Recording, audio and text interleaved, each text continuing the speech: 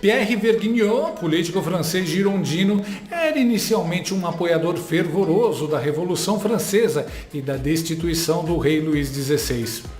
Mas com o tempo ele começou a perceber que os radicais jacobinos, que ganharam proeminência política naquela França revolucionária, usaram do poder não para promover a liberdade, a igualdade, a fraternidade, mas sim para censurar dissidentes, matar opositores e centralizar o poder sob seus mandos. Vergniaud, então, foi preso em 1793, após os jacobinos tomarem o controle da Convenção Nacional sob os mandos de Robespierre.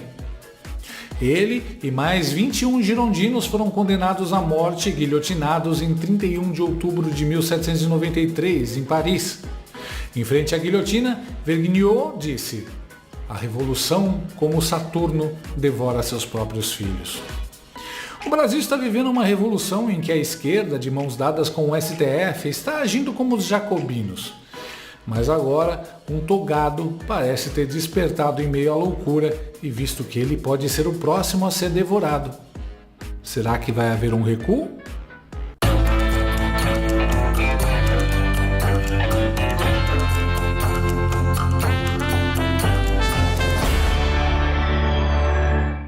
A essa altura você já deve estar xandão de saber que a cabeleireira Débora dos Santos foi vítima de uma injustiça, mais uma da nossa justiça.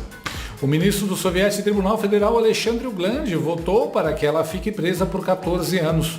O comunista Flávio Gordino seguiu Chandler Clayson e votou pela condenação dela a 14 anos de prisão. O que se pode dizer que já não foi dito sobre o caso? Sim, tem assassino, traficante e estuprador que ganha penas menores, isso quando é condenado. Sim, a própria esquerda já fez coisas muito piores na Praça dos Três Poderes e até na casa de uma ministra do STF e nunca ninguém foi sequer preso, imagina condenado. Sim, a mulher e cúmplice de Sérgio Cabral, condenada a mais de 400 anos de cadeia por corrupção, foi solta por ter 2 filhos menores de idade, igual a Débora, que não foi solta. E sim, a única coisa que ela fez foi escrever uma frase do ministro Luiz Roberto Barroso Esper, com um batom, que saiu no dia seguinte com água e sabão. A arma do crime com a qual Débora iria enfrentar a guarda presidencial, destruir o exército, matar PMs e dar um golpe de Estado era um batom. Bizarro, né?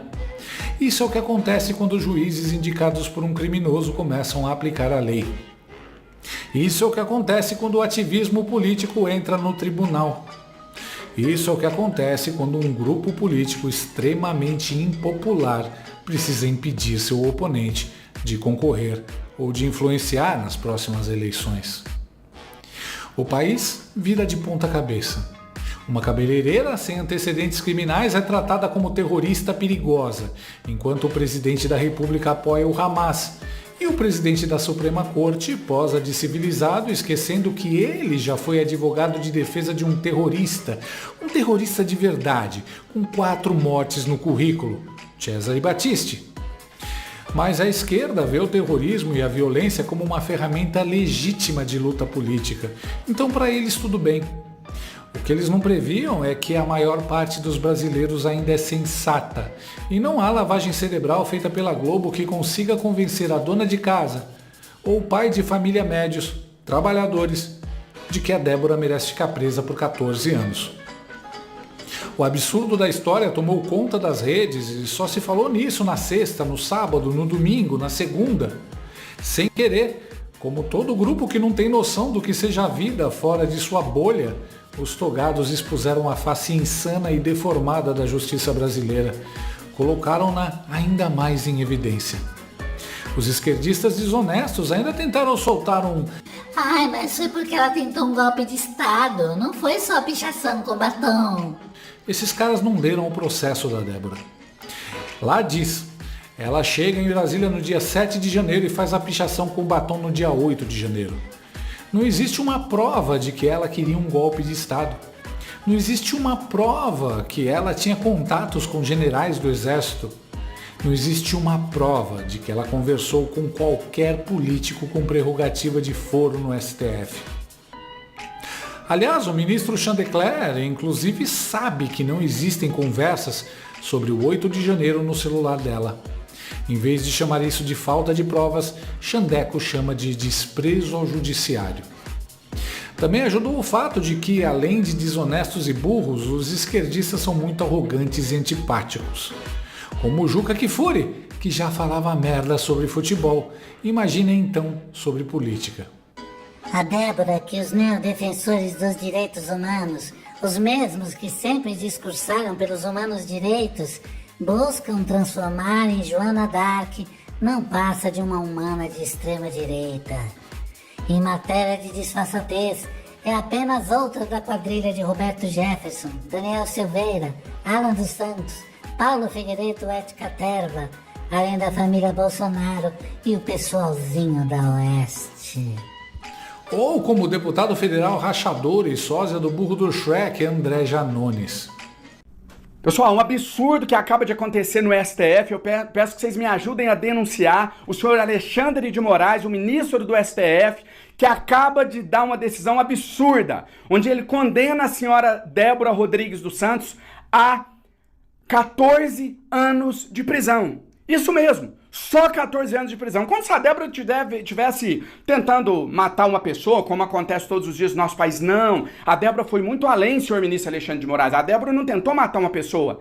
A Débora tentou dar poderes para o senhor Bolsonaro para matar quantas pessoas ele quisesse. Mano, olha o salto de lógica que o animal deu. Ele acha que consegue convencer alguém com esse papo? Precisou sair carregado. André Janones foi encaminhado ao hospital pelo Corpo de Bombeiros. Pelo jeito ele quer pagar os 20 mil mensais da rachadinha com engajamento na internet. Mas foi a gota d'água. O deboche de um político que é a encarnação e o símbolo da impunidade despertou até quem estava por fora do assunto e um movimento tomou conta das redes. As hashtags psicopata e somos todos Débora ficaram no topo dos assuntos nas redes.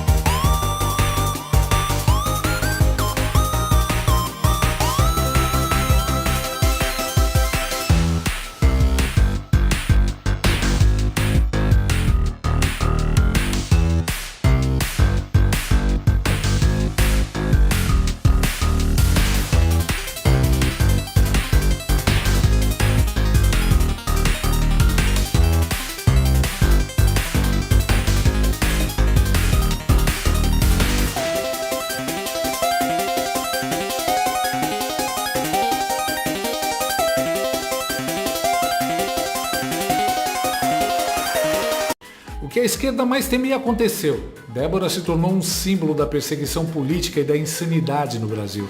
Um espelho que reflete a crueldade e o autoritarismo dos canhotos. No domingo, ainda surgiu um vídeo com a família da Débora falando sobre a reação dela à condenação. Acabamos de sair da visita com a Débora e nós somos porta-voz nesse momento dessa notícia de que houve aí o segundo voto direcionado para que ela seja acusada, e a pena de 14 anos. E não é fácil dar uma notícia como essa, né? Ela chorou, ela ficou muito triste, mas como ela falou pra gente, ela falou sempre, ela confirma de que toda essa decisão não a define, porque ela sabe dos valores dela, ela sabe do que ela fez, então ela sabe que não houve um crime para que haja uma condenação aí de 14 anos, né? Como ela falou, ela acredita muito, primeiramente em Deus, e que ela está confiante de que tudo vai dar certo no final. A gente esperava, na verdade, esse voto aí do ministro Alexandre de Moraes, mas nós apelamos neste momento, como família, nós apelamos para os demais ministros, né?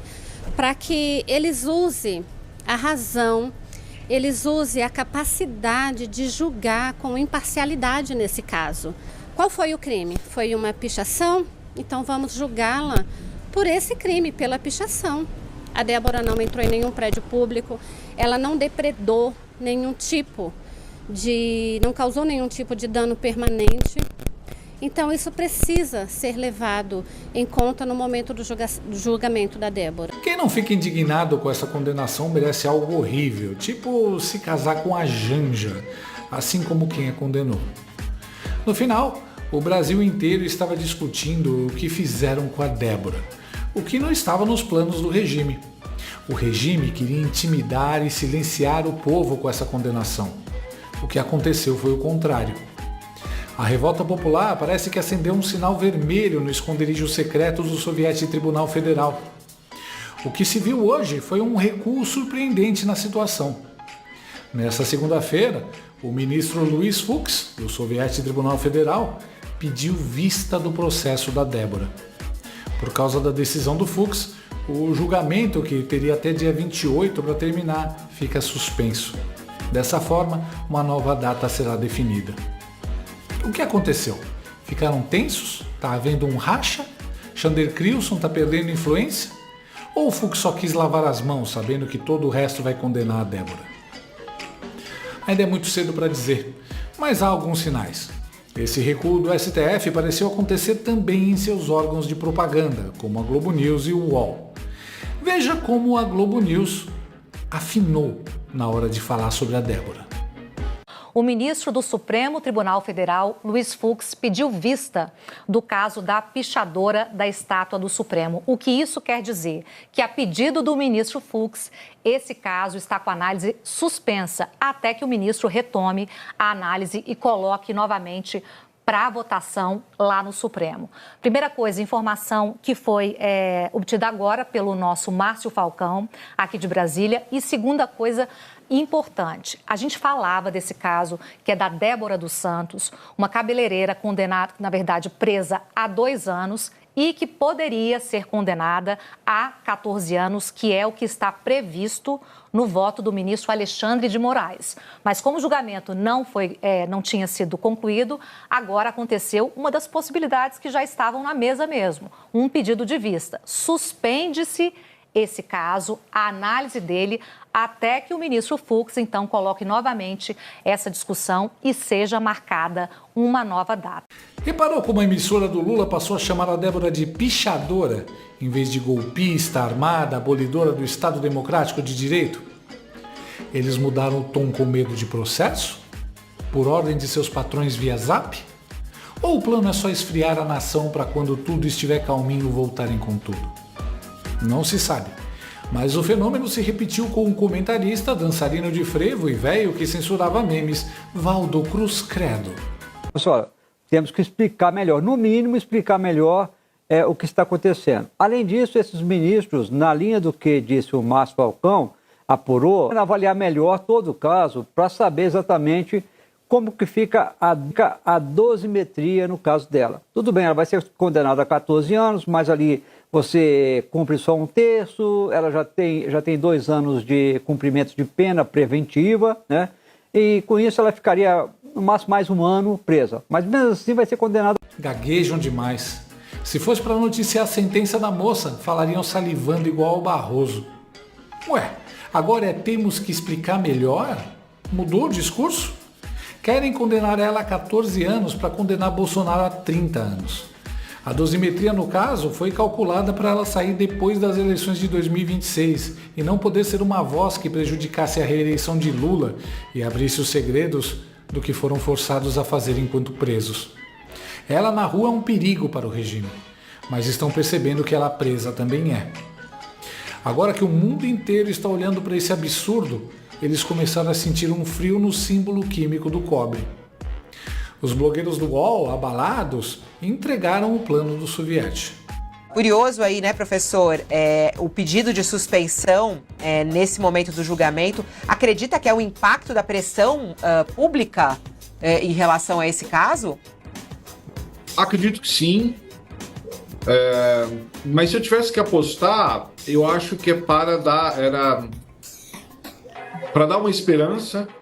Então, né, olha, fizemos barulho, pediu vista e tal, mas eu acho que, sobretudo, é para distensionar o máximo possível o julgamento que começa amanhã. Eu não acho que, a essa altura do campeonato, o ministro Fux vá abrir uma divergência para esse personagem específico, né? Se eu tivesse que apostar, e acabei de ouvir a notícia, né, portanto, é uma reflexão muito rápida, é para que...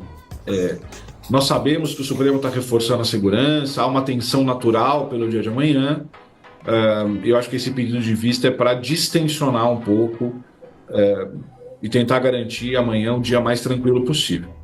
Essas pausas para suspiro que são interessantes, né? Mais? Oi? Fala, Thales. Desculpe.